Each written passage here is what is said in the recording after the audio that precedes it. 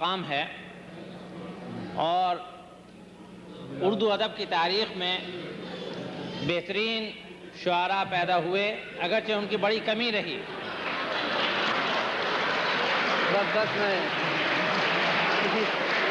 شکریہ صاحب حضور، میرا نام یہاں سینے پر لکھا ہوا ہے، شکریہ۔ علی گڑھ میں قطعات اور نظم پڑھنے سے پہلے غزل کچھ اشعار، علی گڑھ یونیورسٹی کے 2-3 لطیف واقعات۔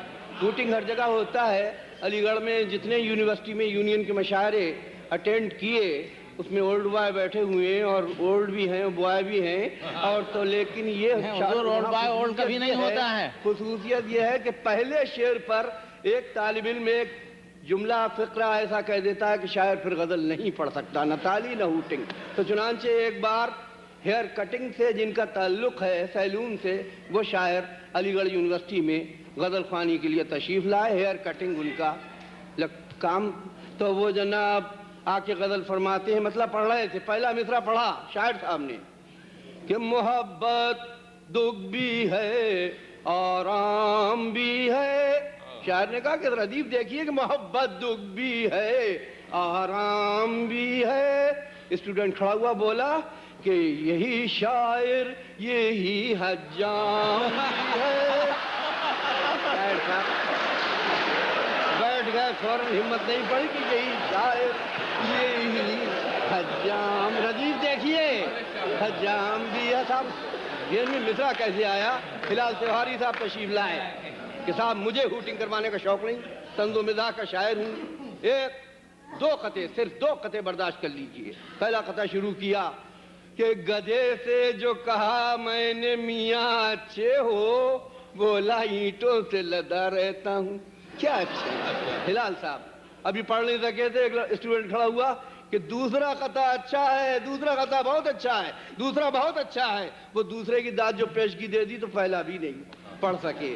اب مولانا انور صابری صاحب ناراض ہوئے اور فرمایا کہ عزیز طالبان علم، یہ بتاؤ کہ کیا یہ وہی دانشگاہ ہے جس کا خواب سر سید احمد خان نے دیکھا تھا؟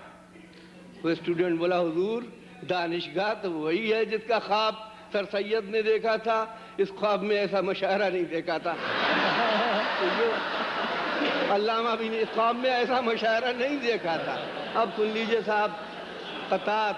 سکتہ، بحر میں فرق آ جانا کہ سکتہ تھا ایک شاعر اعظم کے شعر میں، یعنی کچھ بحر میں فرق جیسے اجالے اپنی یادوں کے ہمارے ساتھ رہنے دو، تو شاعر اگر یہ پڑھ جائے کہ اجالے یادوں کے اپنے ساتھ رہنے دو تو سکتہ کہ سکتہ تھا ایک شاعر اعظم کے شعر میں، یہ دیکھ کر تو میں بھی تعجب میں پڑ گیا، پوچھی جو اس کی وجہ تو کہنے لگے جناب سردی بہت شدید تھی، مصرع سکڑ گیا۔ سردی بہت شدید تھی، مصرع سکڑ گیا۔ اگرچہ آج میں اپنی ہنسی خود بھی اڑاتا ہوں، اپنے اوپر بھی حملہ ہے کہ اگرچہ پورا مسلمان تو نہیں۔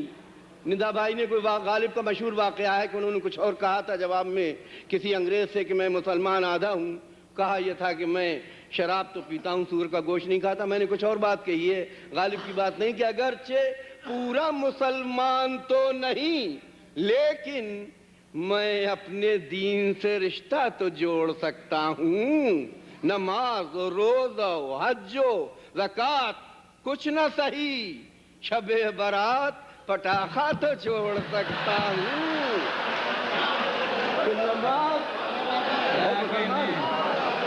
اگرچہ قتیل بھائی کہ اگرچہ پورا مسلمان تو نہیں، پورا مسلمان تو نہیں لیکن میں اپنے دین سے رشتہ تو جوڑ سکتا ہوں، نماز و روزہ و حج و زکوٰۃ کچھ نہ صحیح، شب برات پٹاخہ تو چھوڑ سکتا ہوں کلچرلی۔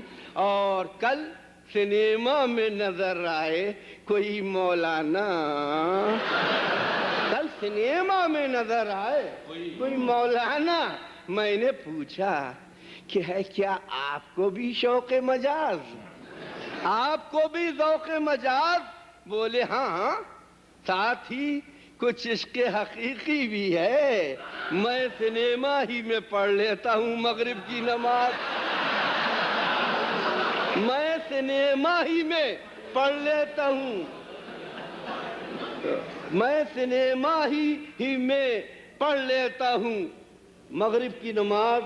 دو شعر قتیل شیوائی صاحب کی ایک غزل سنی تھی، مقطع یاد آتا ہے کہ دنیا میں قتیل اس سے منافق نہیں کوئی، جو ظلم تو سہتا ہے بغاوت نہیں کرتا۔ تو اس میں دو تین شعر کہ وہ شخص جو دنیا سے محبت نہیں کرتا احمق ہے، مگر کوئی حماقت نہیں کرتا، مگر کوئی حماقت نہیں کرتا، حالات بنا دیتے ہیں انسان کو لیڈر، بے وجہ کوئی قوم کی خدمت نہیں کرتا، کہ حالات بنا دیتے ہیں انسان کو لیڈر، بے وجہ کوئی قوم کی خدمت نہیں کرتا۔ ایک یونیورسٹی میں پروفیسر صاحب، ڈاکٹر صاحب کے ایک یونیورسٹی میں کسی سوٹ پوش سے میں نے کہا کہ آپ ہیں کیا کوئی سارجنٹ؟ کہنے لگے کہ آپ سے مسٹیک ہو گئی، I am the head of the Urdu department, I am the head of the Urdu department. اور اسی انداز میں ایک غزل جس میں ایک لفظ انگریزی کہا گیا کہ the nation talks in Urdu, the people fight in Urdu, dear listeners that is why I write in Urdu, I write in Urdu. نہ ہو جب ہارٹ ان دی چیسٹ پھر ٹنگ ان دی ماؤتھ کیوں، پھر ٹنگ ان دی ماؤتھ کیوں؟ To beautify this line, throw some light in Urdu. Urdu, throw some light in Urdu. Urdu, there should be yaqinan no milawat in the literature. There should be yaqinan no milawat in the literature. Therefore, I never call shab ko night in Urdu.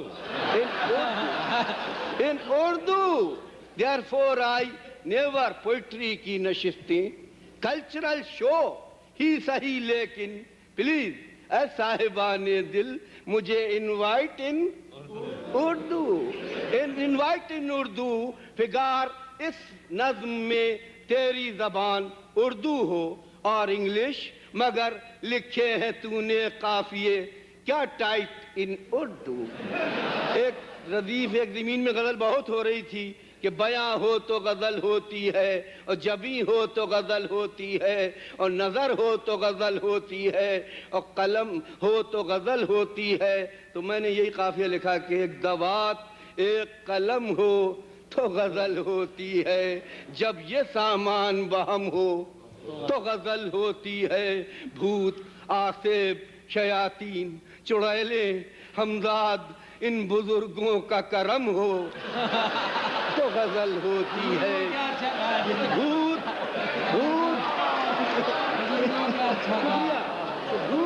Asif, میں خود بھی شریک ہوں جرم میں کہ بھوت آصف شیاطین چڑیلے ہمزاد ان بزرگوں کا کرم ہو تو غزل ہوتی ہے۔ مفلسی، عشق، مرض، بھوک، بڑھاپا، اولاد، دل کو ہر قسم کا غم ہو تو مفلسی، عشق، مرض، بھوک، بڑھاپا، اولاد، دل کو ہر قسم کا غم ہو تو غزل ہوتی ہے۔ تو غزل پونچھ کتے کی جو ٹیڑھی ہو تو کچھ بھی نہ بنے، اور تیری زلف میں خم ہو تو غزل ہوتی ہے، اور تیری زلف میں خم ہو۔ صرف ٹھرے سے تو کچی دیسی شراب کہ صرف ٹھرے سے تو قطعات ہی ممکن ہے فگار، ہاں اگر وسکی اور رم ہو تو غزل ہوتی ہے۔ ایک نظم اور اس کے بعد پھر اجازت. نظم کا عنوان ہے, خبروں سے تعلق ہے شاعری کا, تو لندن سے خبر آئی کہ وہاں کوئی ہاسپٹل ہے جس میں میوزک سے علاج ہو رہا ہے, موسیقی سے, کہ ایک محقق نے نئی تحقیق فرمائی ہے آج, فن موسیقی سے بھی ممکن ہے انسان کا علاج. سچ ہے یہ دعویٰ تو رخصت ہے اطباء کرام, مستگی کو بندگی قرص ملین کو سلام. اب تو نوٹنکی ہی میں ہوگا علاج سامعین, الفراق ہے گل بنفشا الوداع ہے پینسلین. نامور قوال پورے ڈاکٹر ہو جائیں گے, صرف سازندے جو ہیں کمپاؤنڈر ہو جائیں گے. صرف سازندے جو ہیں کمپاؤنڈر ہو جائیں گے. تھرمامیٹر کی جگہ منہ میں لگا کر بانسری, ڈاکٹر دیکھے گا کیا حالت ہے اب بیمار کی. موت بھی اس شخص تک آتے ہوئے گھبرائے گی جس کے سر پر نظام ڈفلی بجائی جائے گی, ڈفلی بجائی جائے گی. پڑ گئے معجون میں کیڑے, خمیرہ سڑ گیا. اب خمیرہ سڑ گیا بو علی سینا کی امیدوں پہ. پانی پایا حضرت اجمل کے جادو کا اثر زائل ہوا, آدمی فیاض خاں کے آرٹ کا قائل ہوا. اس کو کہتے ہیں خدا کی دین, یہ ہوتی ہے دین. اب سول سرجن بنے گا جانشین تانسین. اب تو اخباروں میں شائع ہوں گے ایسے اشتہار, جملہ امراض خصوصی کی دوا طبلہ ستار, طبلہ ستار. جملہ امراض خبیثہ کی دوائے کارگر, نغمہ ساحر بآواز لتا منگیشکر. جملہ امراض خبیثہ کی دوائے کارگر, نغمہ ساحر بآواز لتا منگیشکر. ذوف میدہ ہے تو مس بلبل سے قوالی سنو, مس بلبل سے قوالی سنو. خشک کھانسی ہے تو نظم حضرت عالی سنو, خشک کھانسی ہے تو نظم حضرت عالی سنو. اختلاج قلب کی واحد دوا ہے آج کل, بے کل الساہی سے سنیے اے میری جان غزل. بے کل ممبر آف پارلیمنٹ آپ کے کہ بے کل الساہی سے سنیے اے میری جان غزل. کیا ضروری ہے کہ پیچش کی دوا ہو اسپغول, ادویات تو اور بھی ہیں, بین باجا بینڈ ڈھول.